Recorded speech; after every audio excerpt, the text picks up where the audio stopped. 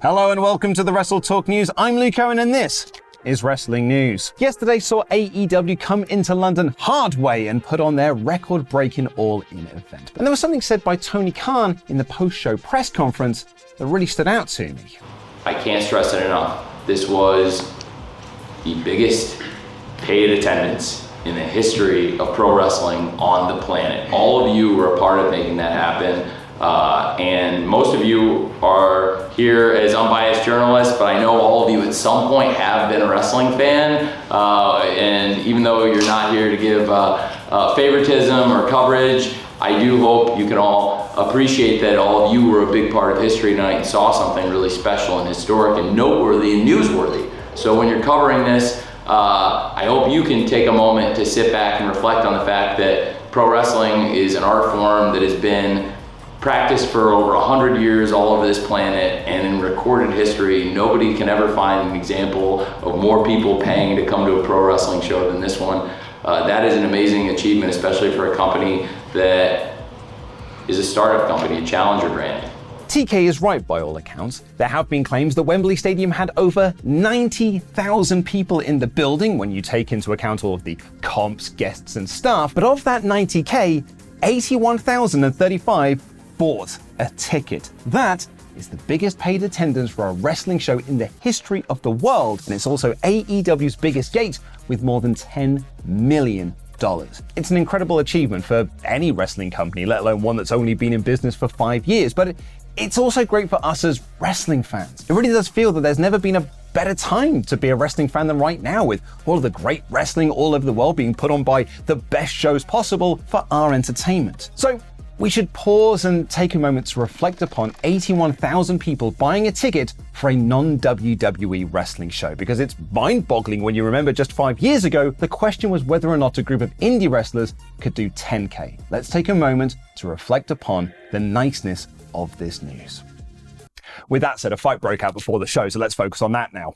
A little bit of background first. 2 weeks ago, it was reported that CM Punk had banned certain people from attending tapings of AEW Collision, notably Matt Hardy, Isaiah Cassidy, Christopher Daniels, and Ryan Nemeth, all of which have ties or are friends with The Elite, who Punk had a brawl out with nearly a year ago. When that report came out, it prompted another report that Punk had strong words with Jungle Boy Jack Perry about JB wanting to do an angle that would involve real glass as a way to write him off TV. Punk took issue with the spot, as did, reportedly, doctors, backstage staff, and Tony Schiavone, and Punk told him that they don't do that sort of thing on Saturdays, i.e. Collision, and if he didn't like it, he could stay on Wednesdays, i.e. Dynamite. It was later added that Punk felt that Perry threw a temper tantrum because he couldn't do the spot, and felt that he was trying to get himself written off TV so he didn't have to come to work the following week. It's since been revealed that Perry actually had planned holiday for the following week, which is why he wanted to do the angle in the first place. Fast forward to All In yesterday, and Jack Perry lost his FTW championship back to Hook on the buy-in pre-show. During the match, Perry did a spot with Hook on the windshield of a London black cab because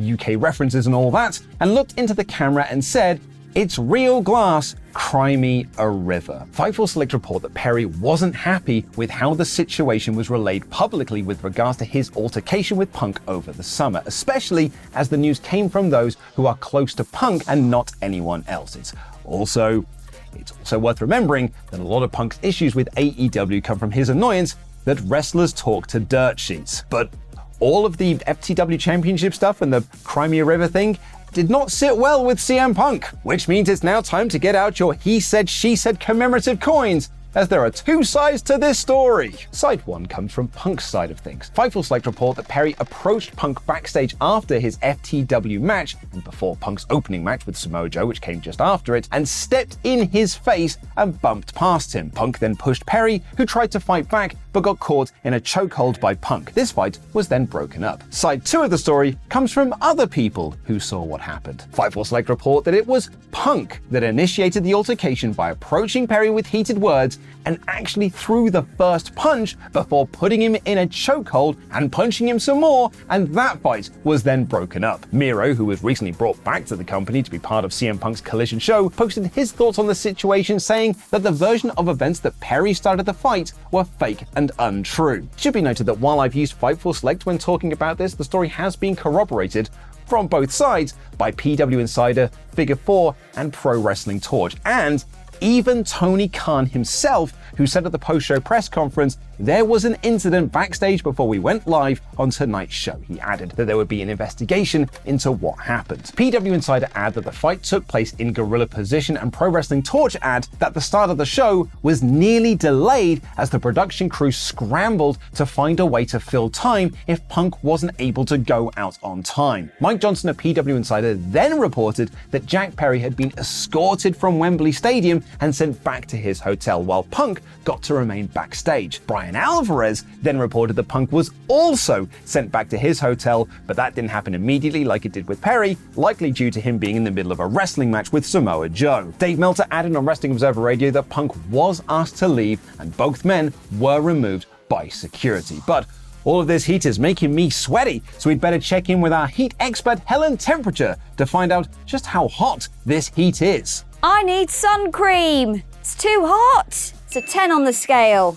And to tie back into my brilliant joke I made at the start of this episode, PW Insider add in their story that there were some in AEW who were worried that this story would overshadow the success of All In, which in some ways it has. So let's reiterate again, as I'm being handed an AEW press release right now, which reminds me that All In was a big success, both in terms of attendance and the monies. So thank you very much for that press release. Thank you. So what else is in the news? Oh, there's more heat with AEW wrestlers. Santana made his return to AEW this past week to join the Blackpool Combat Club side of things in their Stadium Stampede match against best friends Orange Cassidy, Penta, and Eddie Kingston. Not only did he return, he also seemingly reunited with his former tag partner, Ortiz. The two had a big falling out last year, according to Conan, which is why the act was split up, and it led to speculation that Santana was trying to get his release from All Elite Wrestling. It was also reported that Santana also had some issues with Eddie Kingston, but with his return and working with both those guys, it was presumed that all issues had been resolved.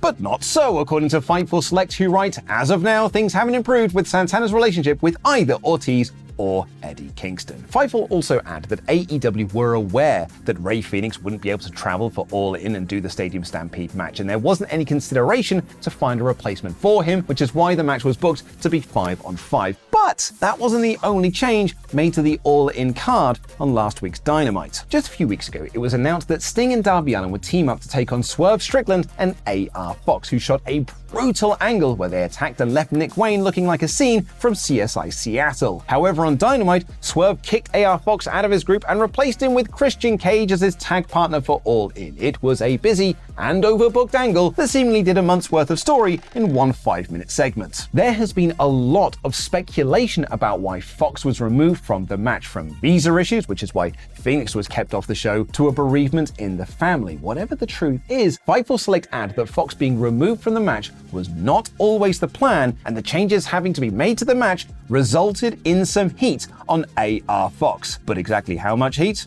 Let's head back to Helen. There's some heat here, but you'd still need a jacket when you go outside today. That's a 3 on the scale today. But look, I get that people are sick of hearing about backstage fights and backstage heat. Believe me, I'm kind of sick of it too. The truth of the matter is that everywhere in the wrestling world, behind the scenes, there's various forms of heat and disagreements. Not everyone is actually friends. WWE will have talent that will have heat with each other or don't get along. NXT will be the same. Impact will be the same. Rev Pro, Progress, they're all the same. Not everyone can be friends. So for the final word on this, let's hear from a very sweary world champion, MJF.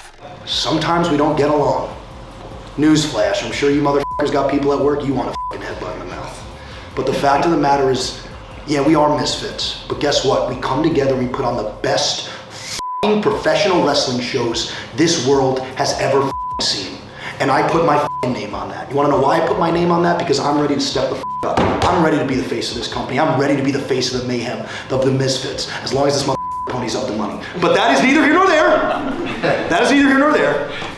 I am so proud of not only me, because duh, that was like a sick main event and I'm awesome and I won, but I am proud of every single ditzy, weirdo, nut job motherfucker in that locker room, because like I said, we might not get along, we might not be picture perfect and squeaky clean, but we put on shows of a lifetime, and I couldn't be prouder to be a leader of that.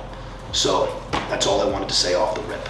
And yes, for those who saw the press conference, MJF did refer to me as the bald guy, so we're basically best friends now. Lastly, on the AEW news, an All In was treated to a surprise appearance from former WWE star Sasha Banks, now known as Mercedes Moné, who learned a lot from her time in NXT as she was shown in the crowd like she was the latest signing of the company. Moné had revealed that she was in London ahead of the show by posting pictures of herself in our nation's capital on Instagram like a little tourism mark. I would never do such a thing, I only post cool things on Instagram, but you would only know that if you followed me on there. Speaking with fans ahead of the event, I had a lot of people speculate to me that they thought that she could be part of the show following the women's fatal four-way, but that would require the creative department to put some thought into that match, which was clearly not on the to-do list for yesterday. And despite being shown in the crowd, it does not mean that Mercedes Moné is all elite. However, Fightful Select report that Moné and AEW have had recent conversations and that she is open to appearing on a show at some point. Sean Rossap adds, one source even showed heavy optimism that the two sides will be working together. Another source spoke as if it was in the works. But that's all from me. Go and watch Ollie Davis's review of AEW All In by clicking the video on screen right now while I try and get some sleep because I am a sleepy boy. Control your narrative, EC3. And there was also a little British indie event called All In, which I was in attendance for. So this is going to be a weird show to review. Full disclaimer, my opinions on this show are likely incredibly biased. Being there in the audience at Wembley made me metaphorically drunk on the